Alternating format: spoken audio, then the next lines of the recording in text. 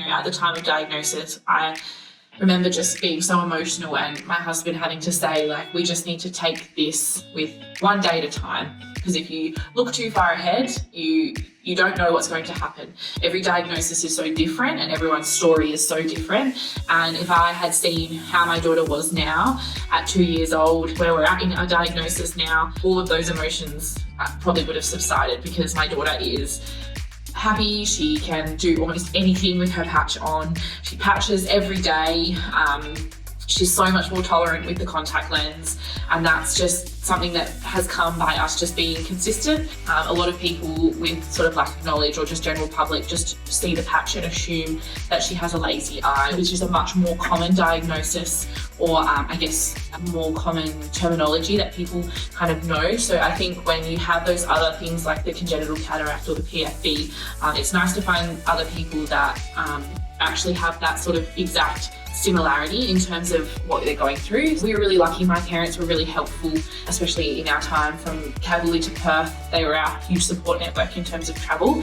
And my mum did lots of research in trying to help us find information and sort of understand the diagnosis a bit more. And she found a Facebook group called People with PFV Unite. And I joined that Facebook group, and it has people from all over the world who share photos, ask questions, show success stories. It's just a great place to, I just sometimes post a picture of Savannah and explain something that somebody has said in our appointment that I might not have been able to ask a question with at the time.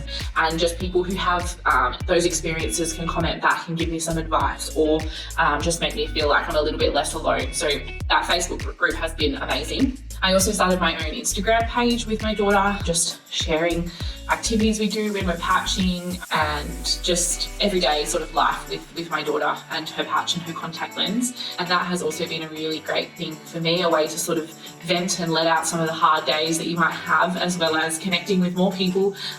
We have some beautiful friends in New South Wales who we haven't even met in person, but I feel like are some of my closest friends in regards to what we go through. We managed to cross paths with people at the shops who live in Perth, who we now have caught up with and who are in the same diagnosis, same patching situation, and just know all those emotions that you're feeling. So I feel like my biggest advice would just be really trying to create that connection. They don't have to be in your place where you meet face to face. That online connection can be enough just to share questions and share emotions and just really kind of go through all of it together. In saying that as well, you're going to have really hard days, and there's going to be days where they don't want to patch, or they're extremely emotional, or you're emotional, or you have something on and you just really wish you could just not patch or not do something that day. But just remember that each day is a new day, and I think if we had given up on some of those hard days, or even those consecutively hard days, we wouldn't have the success stories so far with our daughter. So I think don't get too hung up on the hard days, because there definitely will be them, but just try and take what you can with the successful days.